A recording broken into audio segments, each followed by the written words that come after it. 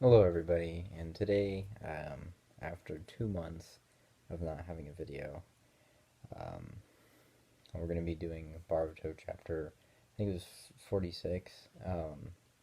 So it's actually a pretty quick chapter. There wasn't a whole lot to talk about when it comes to the overall chapter. Even though it was concise, 30 some odd pages, it felt like a 19, run page, regular Naruto chapter would be pretty short. Um, there was, I think the thing that you have to look at first is the Kashin Koji and I don't know what name I should call him now. Is it Jigen or if it's Ishika? But I'm just gonna call him Jigen still. We find out that he was a monk and that he used his parasite, his shrinking ability, his Ant-Man shrinking ability, in order to get into um, the mind of this monk guy. And Sasuke was asking the real questions, man. The rest of them were just kind of, kicking back and asking some pretty dumb questions. We're not asking. I mean, Shikamaru's there, and supposedly he has all this high IQ, and we don't have him talking at all. But I guess it's perspective. I don't know. If anything, again, like with last chapter that came out a while ago, um, it makes it pretty clear that Shikamaru is clearly the. Um, I mean, what am I saying? Kaguya was actually the one that is actually more of a um, respectable character, a little bit more. Like we're getting tidbits because she was.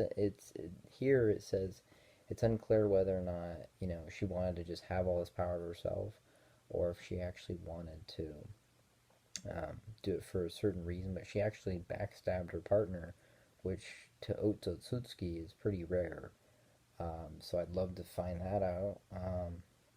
It's hilarious that he says, it's impossible to find this information out. There's no way we could possibly talk to Kaguya. Oh, yeah, there's Black Zetsu. It's like, I don't want him back. I really don't. But the signs point to if you want information, he's still sealed in that ball. So I'm sure Sasuke could get to that dimension and talk to Zetsu, unrelease it, and then release it again.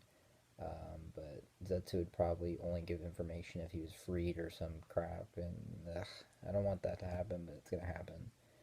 Um, but like I said, it's pretty interesting how Kaguya is looking a little bit more characterization, which is nice. I just wish that it wasn't 5 years after, 6 years after the series was already done. Um, and then we get some more of that fight. Kashin Koji, does like this the fire, and when he does that fire bomb thing, it reminds me of Jiraiya. And then when he did the dark swamp, it's like no way.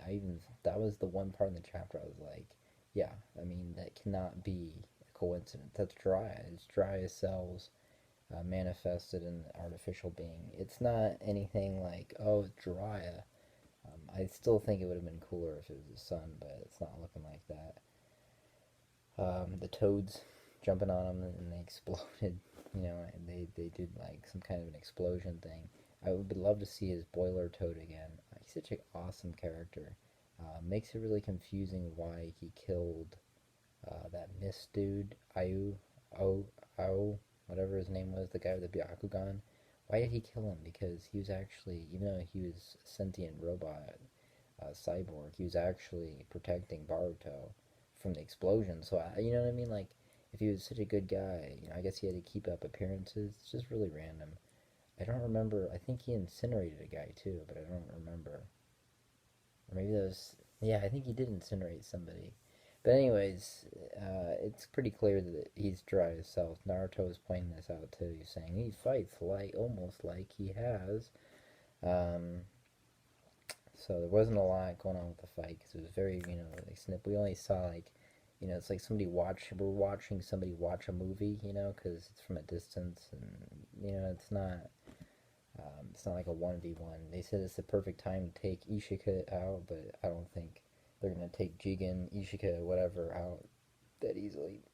It does make me question in chapter one or episode one when Baruto and Kawaki are clashing, whether or not um, are they, is it Momoshiki versus Ishika, or is it, I think the latter is that Baruto and Kawaki are actually fighting each other with Momoshiki and Ishika's, like, like the Nine Tails kind of thing. So it'd be like a fight between weirdly tailed beasts, like Baruto's like, oh, you're not going to take over my cells.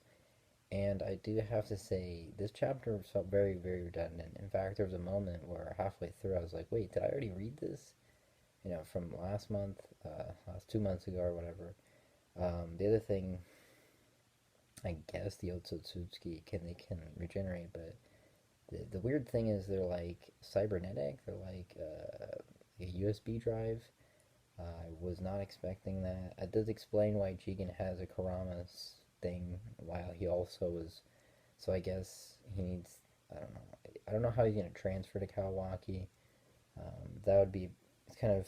This guy's way too OP if he's actually using two different Kuramas as well as controlling a body.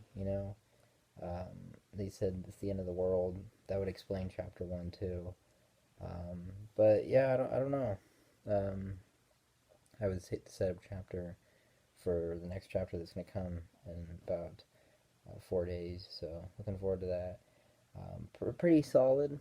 We got more of Otsutsuki lore, which eh, give whatever it is what it is. I prefer them not to be in the series, but that's okay.